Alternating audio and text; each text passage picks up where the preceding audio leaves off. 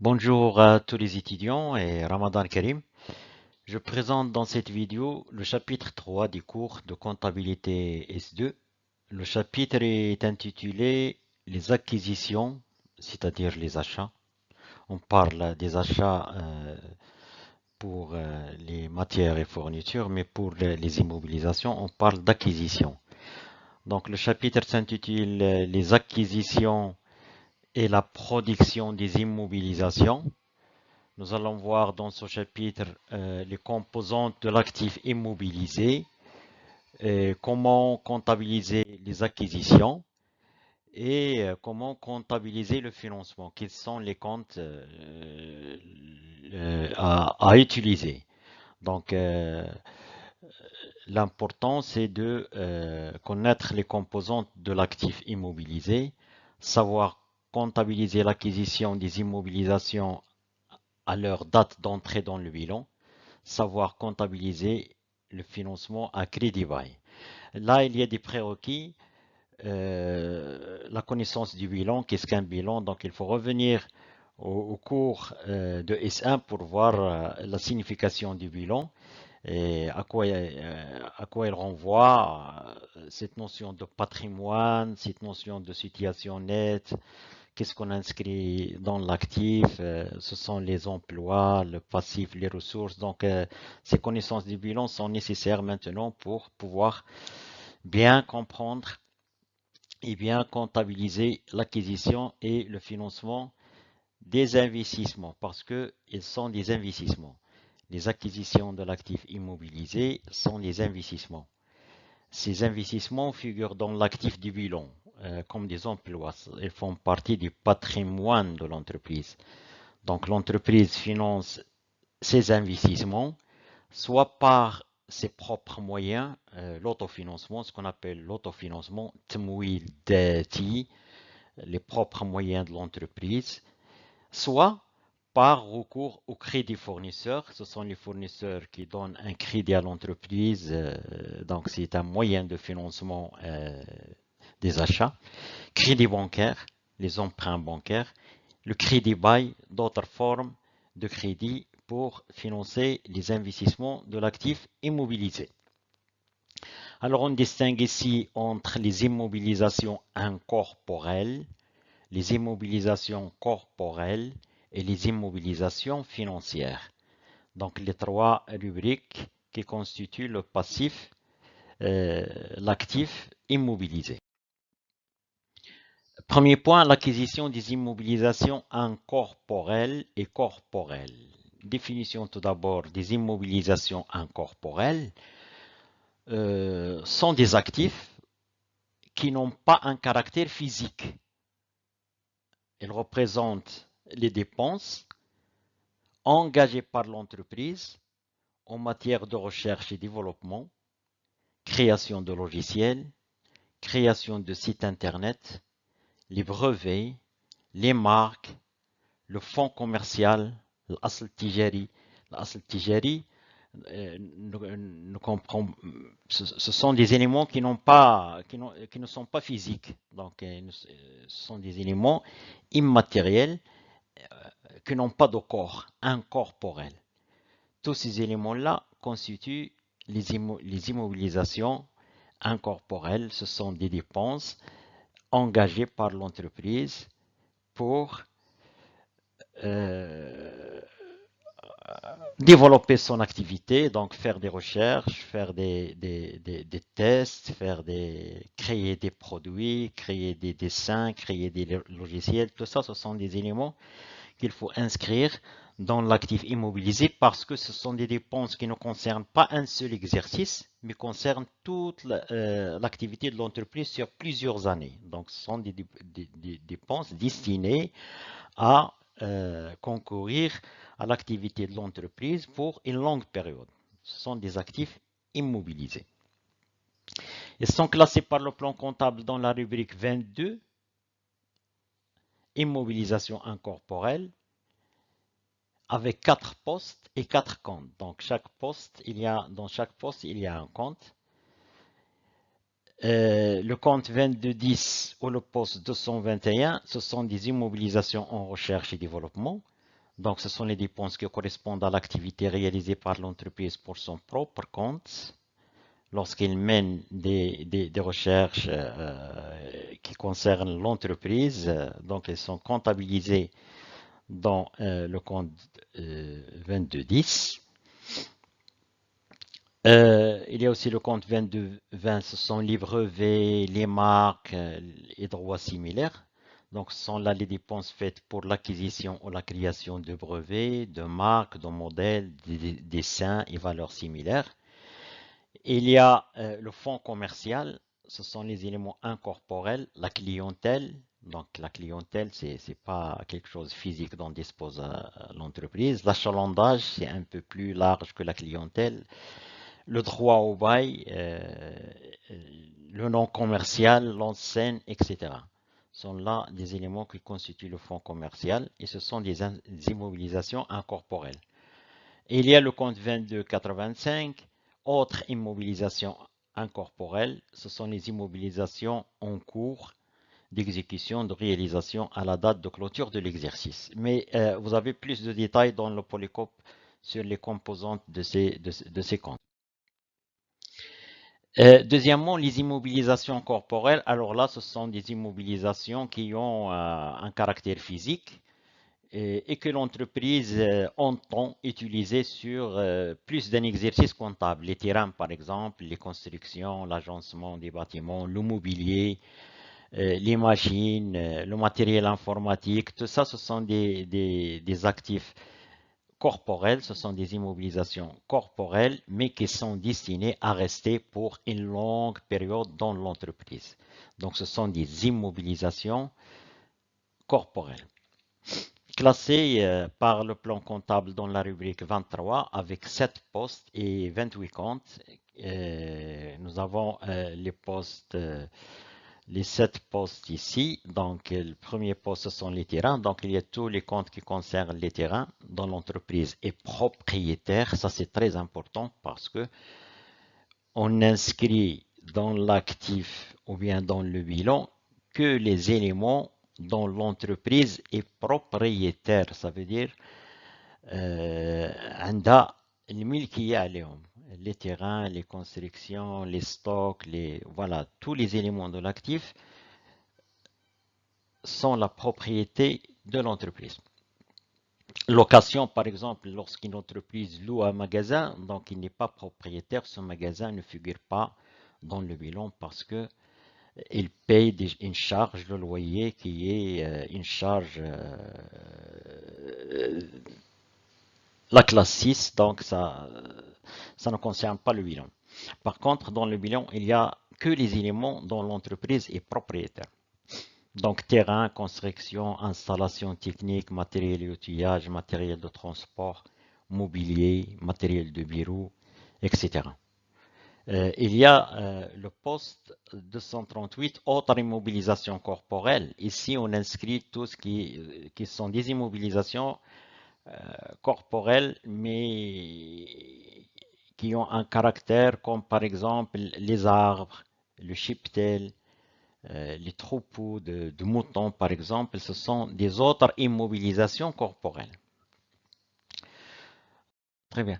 Donc, troisième élément, c'est la comptabilisation des acquisitions d'éléments incorporels et corporels. On va voir ici comment on comptabilise, comment on passe les écritures comptables qui concernent les acquisitions de ces deux catégories d'immobilisation. La première des choses, il faut déterminer le coût d'acquisition.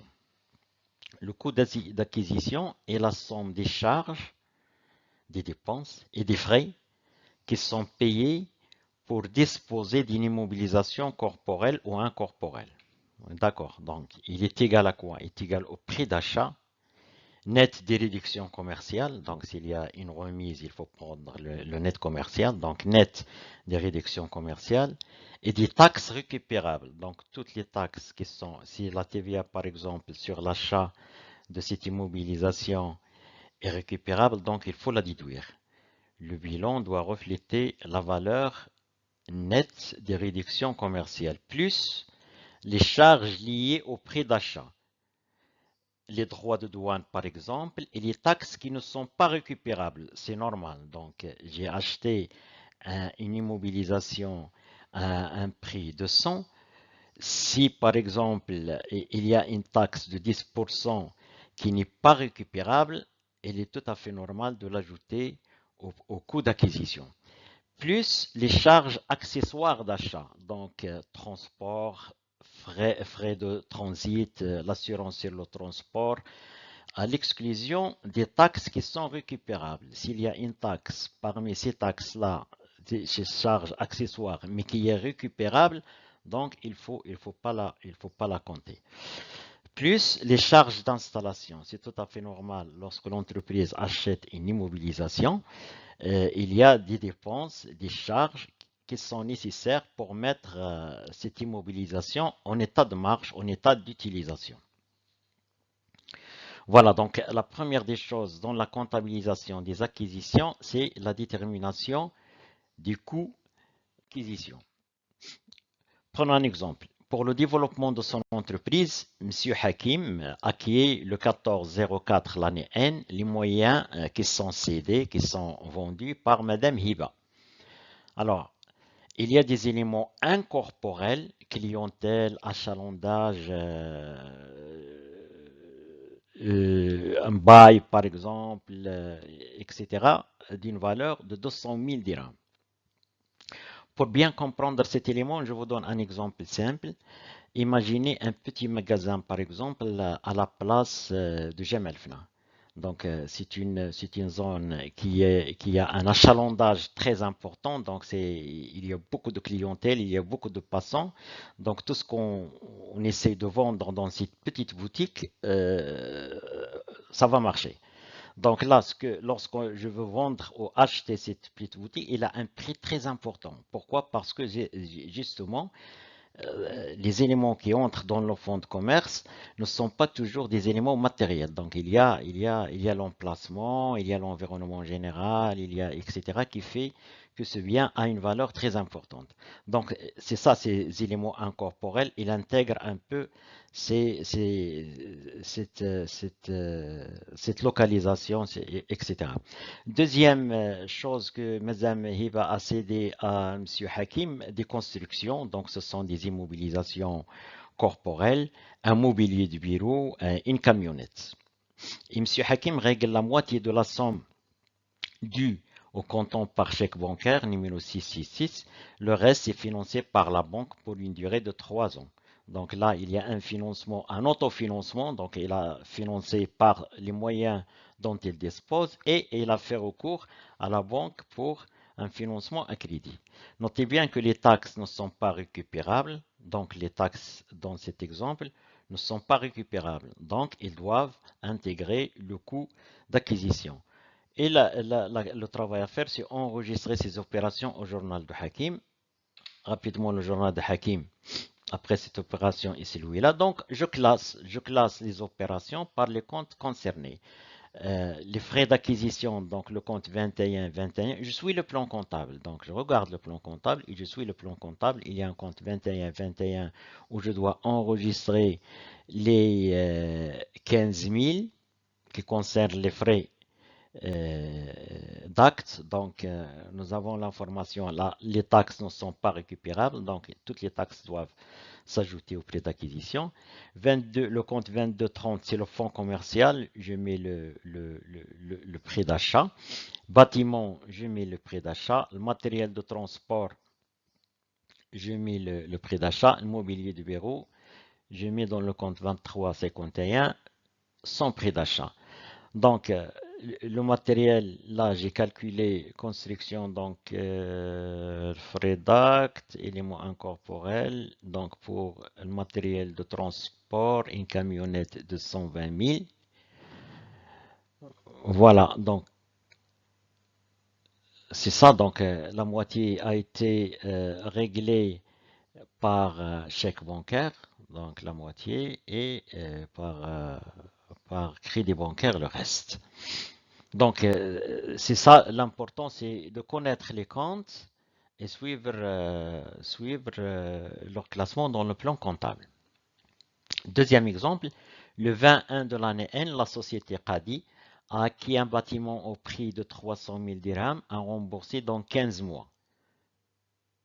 Elle a engagé lors de l'achat des charges les charges suivantes: droit d'enregistrement, droit d'acquisition, droit de conservation foncière, frais du notaire, TVA 10% non récupérable. Donc, vous avez compris, donc non récupérable, c'est TVA. Il va s'ajouter à 3000, mais il va constituer un élément du prix de revient, enfin du coût d'acquisition. Des aménagements montant 100 000 dirhams hors taxe, la TVA 20%, et elle est récupérable. Notez bien que toutes les charges ont été réglées par chèque bancaire et le travail demandé, c'est enregistrer ces opérations au journal de la société Qadi. Voilà le journal de la société Qadi. Donc j'inscris dans le compte 21-21 les frais d'acquisition des immobilisations, leur total, le coût d'acquisition des bâtiments, l'agencement, l'aménagement des constructions. Je calcule la TVA récupérable sur les immobilisations et je débite, je crédite le compte emprunt auprès des fournisseurs et le compte banque. Voilà. Le quatrième point, c'est l'acquisition d'un matériel par versement d'acompte. Qu'est-ce qu'on fait? Quels sont les comptes, les écritures comptables à passer lorsqu'il s'agit d'un versement d'acompte, d'une acquisition d'un matériel par versement d'acompte? Comme pour les commandes d'exploitation, les commandes qui concernent les achats de matières, de fournitures, de marchandises, comme pour ces commandes d'exploitation, les entreprises peuvent verser des avances et des acomptes sur commande d'immobilisation. C'est le compte 2387, avance et acompte versés sur commande d'immobilisation corporelle. Donc, je verse des avances, dans l'objectif d'acheter, d'acquérir une immobilisation. Donc, ces avances et ces acomptes sont enregistrés dans le compte 2387, avances et acomptes versés sur commande d'immobilisation corporelle. Donc, 2327, c'est le compte qui concerne ces avances sur les acquisitions d'un actif immobilisé. Prenons un exemple. Le 10-6 de l'année N, l'entreprise NS verse par chèque bancaire, qui est d'un montant de 100 000, le dernier acompte sur la commande d'une machine-outil faite à la société Facom. Ainsi, le montant total des acomptes versés s'élève à 600 000. Donc, les acomptes, le montant global des acomptes versés de l'entreprise NS à la société Facom s'élève à un montant de 600 000. Jusqu'au 10-6. Le 36, il reçoit la facture numéro A33 suivante de la société Facom. Qu'est-ce qu'il y a dans cette facture? Machine, 600 000, remise 5%, un net commercial de 570 000, des frais de transport et d'installation d'un montant de 17 000, TVA 20%, ça fait un total TTC 704 400. Et à compte versé 600 000. Ce qui reste le net à payer, c'est 104 400. Voyons maintenant comment la société NS, l'entreprise NS, va comptabiliser cette facture dans sa comptabilité.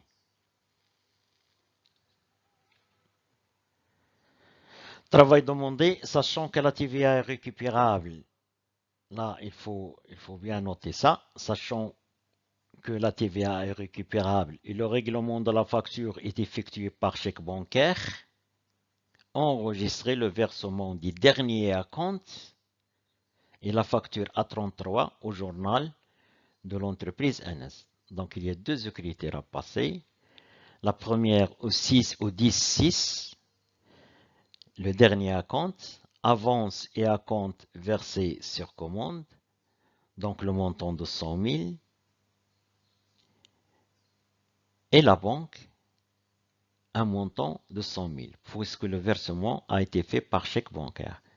Donc le compte 2397, c'est le compte où on inscrit les avances et les acomptes versés aux fournisseurs sur des commandes d'immobilisation.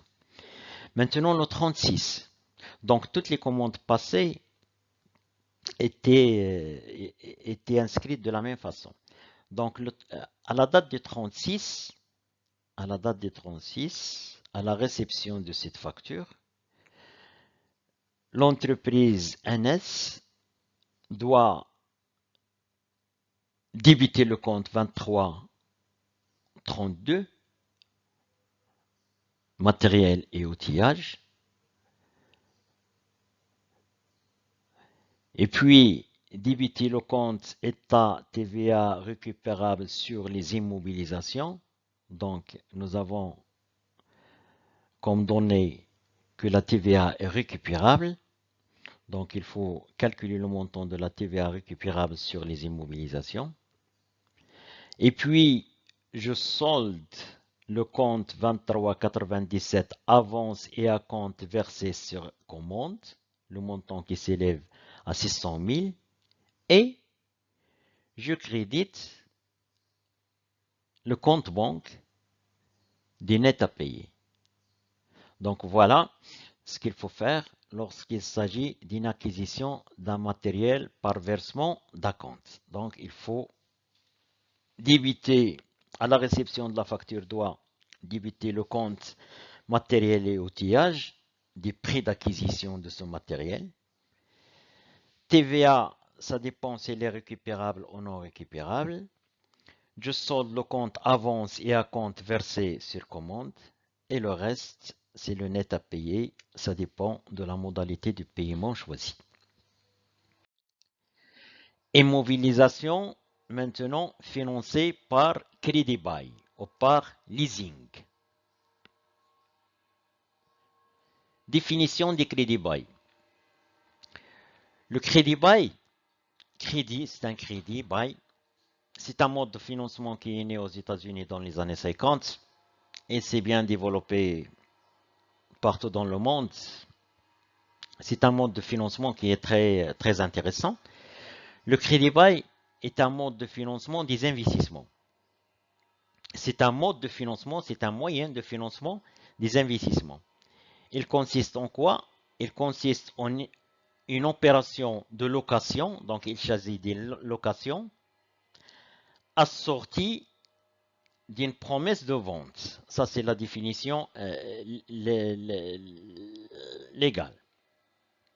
Donc, il s'agit d'une opération de location, إيجار, assortie d'une promesse de vente. إيجار مع وعد بالبيع. إيجار هو إيجار, le crédit bail هو إيجار مع وعد بالبيع. C'est la location avec option d'achat, LOA. Il est bien utilisé pour le financement des voitures pour les particuliers. Location avec option d'achat. Ça veut dire quoi? Ça veut dire qu'à la fin des contrats de location, la personne ou bien l'entreprise qui a utilisé l'équipement a le droit de le récupérer à la fin, moyennant le paiement d'un prix qui est fixé à l'avance, qui est fixé au départ. Je vous loue par exemple une machine.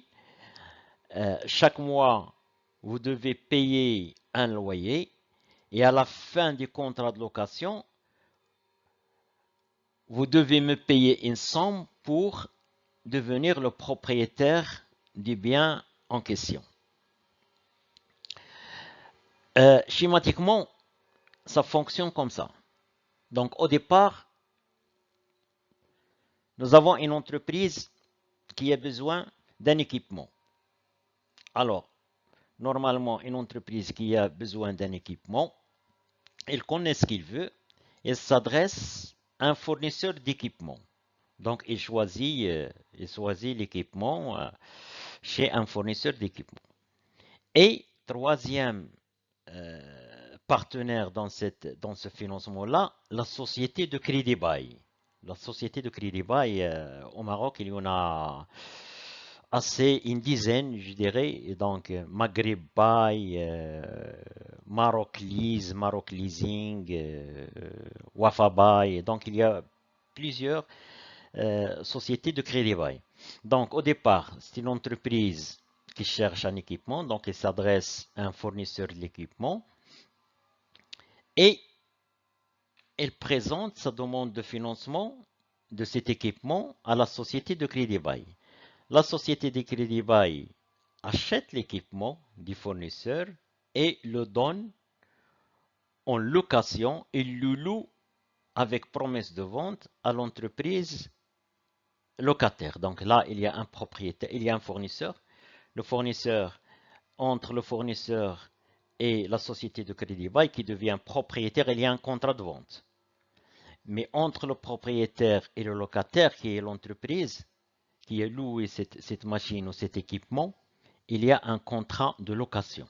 Un contrat de location avec promesse de vente, c'est location à option d'achat, avec option d'achat. Ça, c'est le schéma de financement par crédit bail. Prenons un exemple.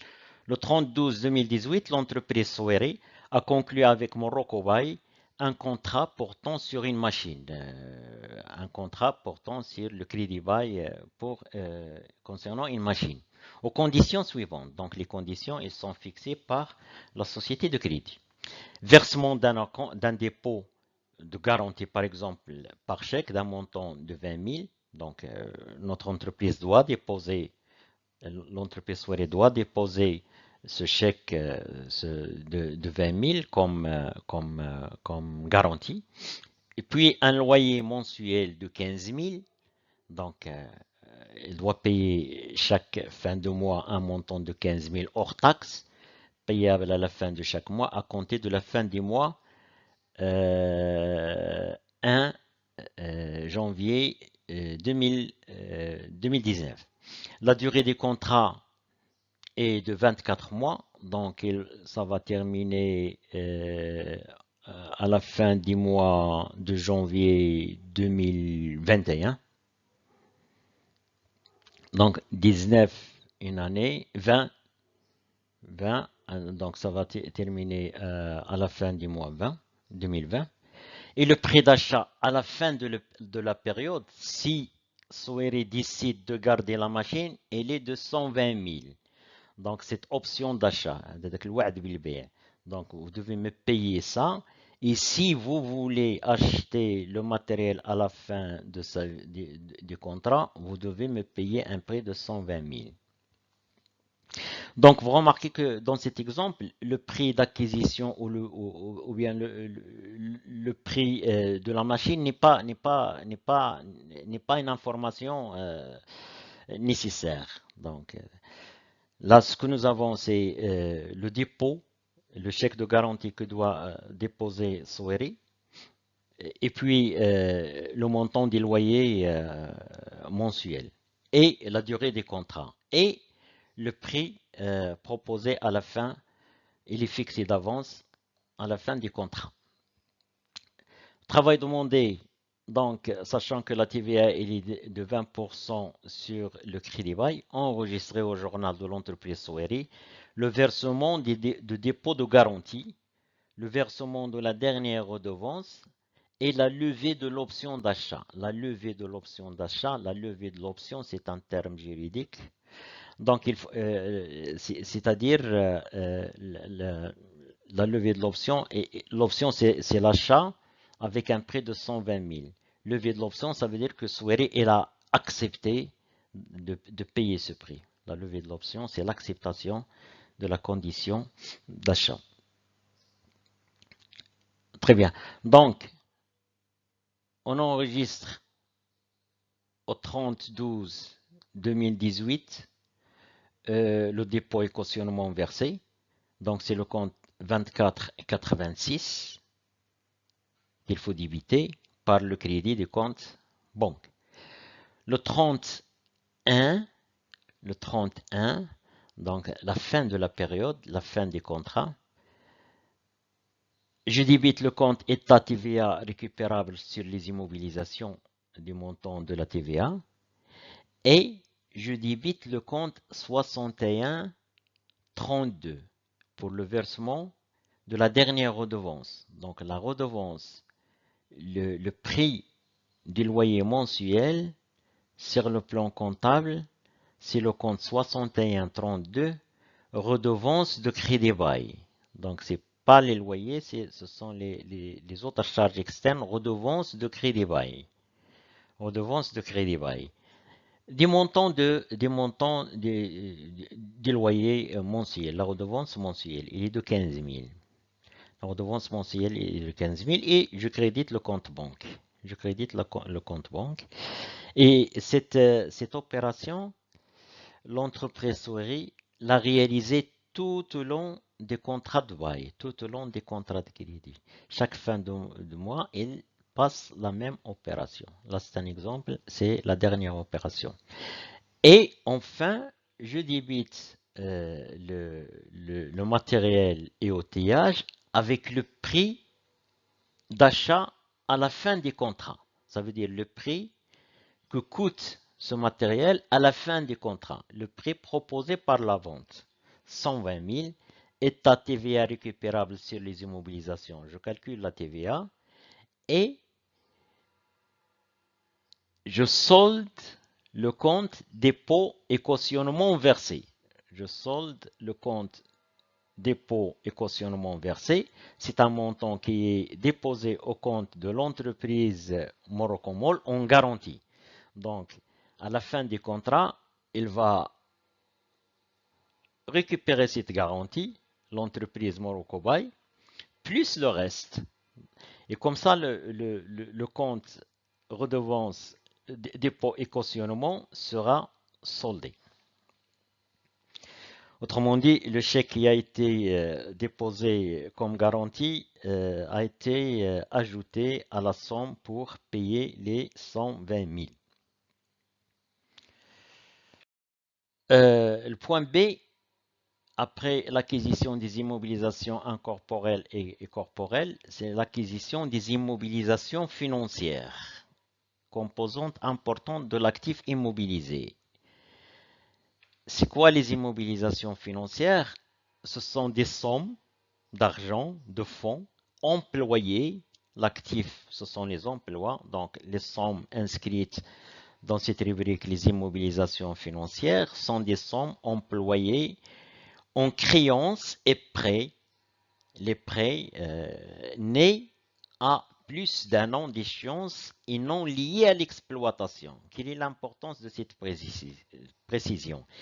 Nés à plus d'un an, ça veut dire que ce sont des éléments qui vont rester pour une longue période dans l'entreprise, donc ils sont des actifs immobilisés. Et non liés à l'exploitation, donc ce ne sont pas des créances d'exploitation, les créances d'exploitation ce sont les clients, et ce ne sont pas des prêts à court terme liés à l'exploitation. Donc, ce sont des dépenses qui sont immobilisées parce qu'ils n'ont pas de rapport avec l'exploitation et vont rester pour une longue période dans l'entreprise. Et qui sont utilisées aussi en achat de titres, par exemple. L'achat des titres font partie des immobilisations financières. Ces immobilisations financières sont classées par le plan comptable dans la rubrique 24-25 avec 4 postes et 12 comptes. Les postes 241, 248, 251, 258. 241, ce sont les titres immobilisés. C'est le prêt au personnel, par exemple. 24-11, c'est le prêt au personnel. Donc, c'est un prêt qui est pour une longue période, supérieure à une année, et qui ne concerne pas l'exploitation. Des prêts aux associés. Parfois, l'entreprise prête ses associés. Donc, ce sont des immobilisations financières. Voilà, donc il y a plus de détails dans le polycope en ce qui concerne ce poste 241. L'important ici, c'est de voir comment utiliser ces comptes. Le poste 248, ce sont les autres créances financières, des titres immobilisés, ce sont les obligations, les bons de trésor, des dépôts et cautionnements versés, dépôts et cautionnements versés, les sommes versées à des tiers à titre de garantie, comme ce que nous avons vu dans l'exemple précédent. Et aussi, il y a le poste 251, les titres de participation. Les titres de participation sont des titres dont la possession durable est estimée utile à l'activité de l'entreprise.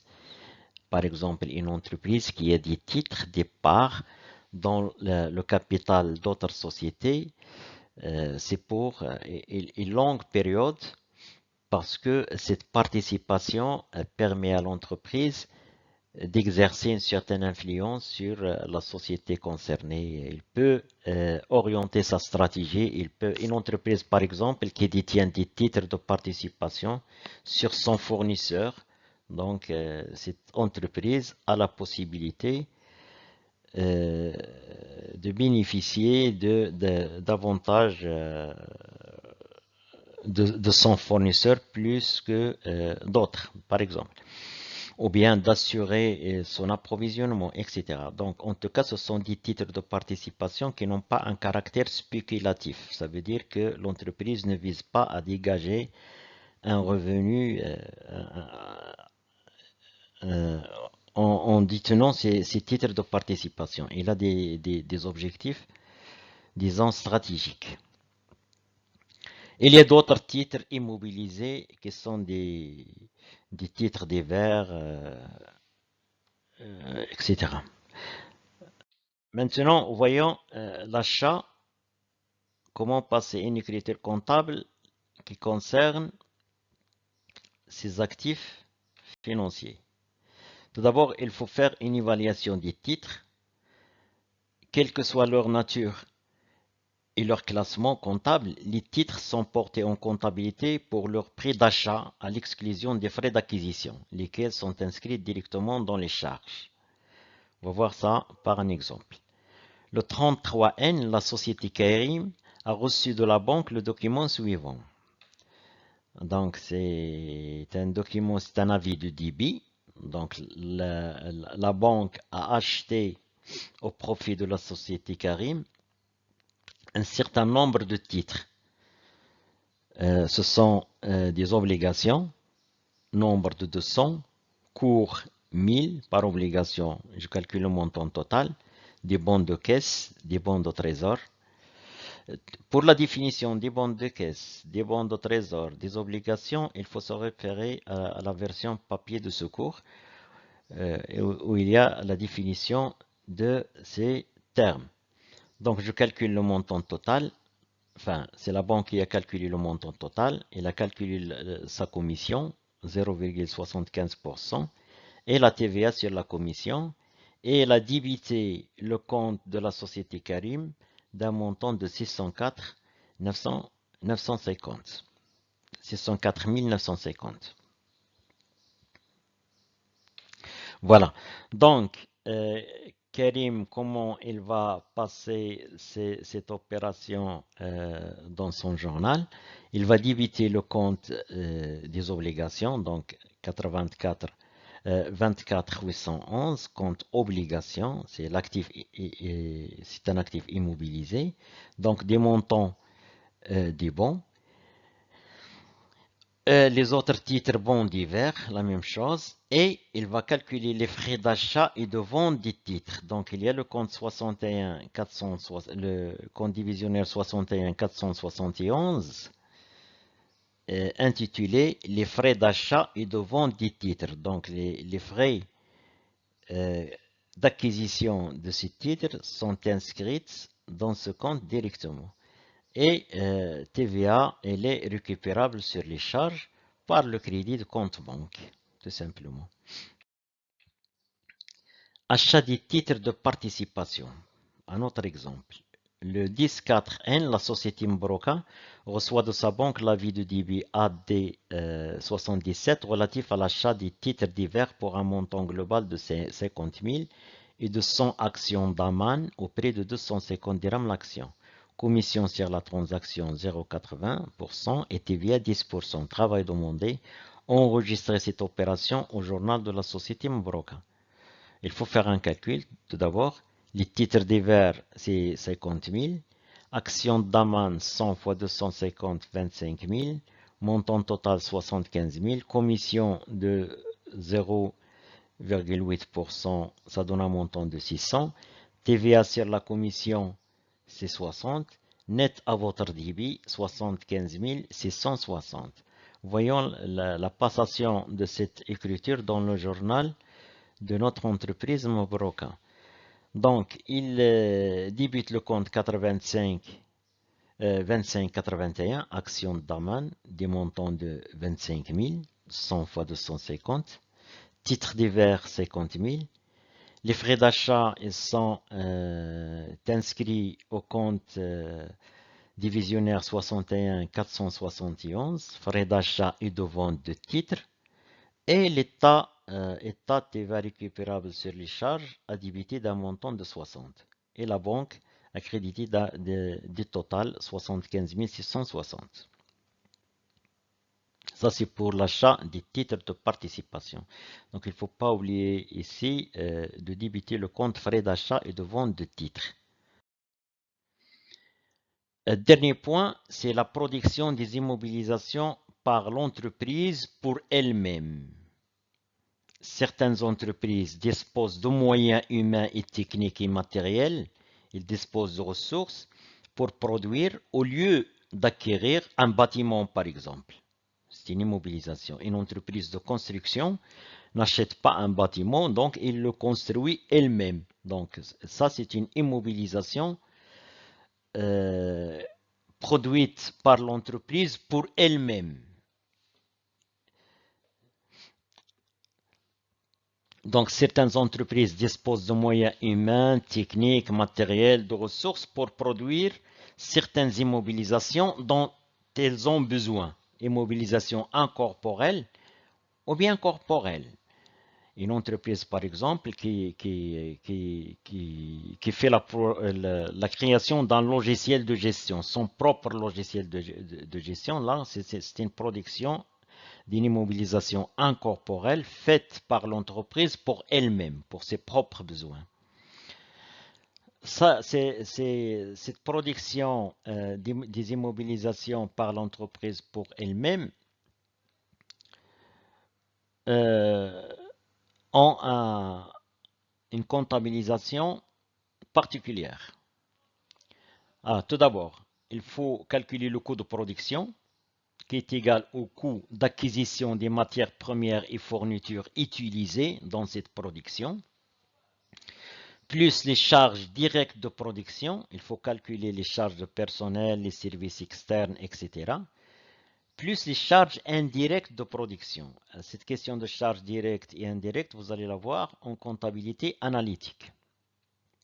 Exemple, le 31-3-2006, le personnel de la société Afrecom a terminé la construction d'un magasin de stockage et développé un logiciel de gestion des stocks. Là, c'est le personnel de la société, donc il a terminé la construction d'un magasin de stockage et il a développé un logiciel de gestion des stocks qui seront utilisés par l'entreprise Afrecom. Là, c'est la production des immobilisations par l'entreprise pour elle-même. Le coût de production du magasin est de 200 000 et celui des logiciels est de 30 000. Travail demandé, sachant que la société est assujettie à la TVA au taux de 20%, comptabiliser ces opérations au journal de la société Afrecom. Voilà la règle. Sur le plan fiscal, la production d'une immobilisation constitue une livraison à soi-même soumise à la TVA. Ça, c'est très important. Donc, Sur le plan fiscal, lorsqu'une entreprise produit une immobilisation qui va être utilisée par elle-même, elle va considérer que cette immobilisation c'est comme s'il a été livré, donc il y a un montant de la TVA collecté, livré à elle-même. Donc c'est comme s'il y a une opération de vente en interne. Voyons ça sur le plan comptable. Comment on va comptabiliser ça? Donc il faut débiter le compte 23-21 bâtiment d'un montant de 200 000 qui est égal au coût de production. Dans ce coût de production, il y a le coût d'acquisition des matières premières, des fournitures, etc., plus des charges directes de production, plus des charges indirectes de production. Donc là, il est donné, parce qu'il faut des éléments sur ces composants du coût de production pour le calculer. Là, il est donné. L'important pour nous, c'est de voir comment comptabiliser. Donc, je débite le compte 23-21 bâtiment des coûts de production de 100 000. Je débite le compte 34-55 État TVA récupérable, mais 551 c'est récupérable sur les immobilisations des montants de la TVA. Et État TVA facturé, 40 000. Immobilisation corporelle produite, c'est la classe 7. Donc là, c'est une production faite par l'entreprise pour elle-même. Il faut l'inscrire au compte 7143. C'est une production. C'est un produit de l'exercice. De 100 000. Donc, c'est comme si l'entreprise a fait une opération d'achat-vente en interne. Donc, sur le plan fiscal, la production d'une immobilisation constitue une livraison à soi-même, soumise à la TVA. C'est comme ça qu'il faut la calculer. Donc, vous voyez, la TVA, cette opération, elle est soldée. Cette opération, elle est soldée.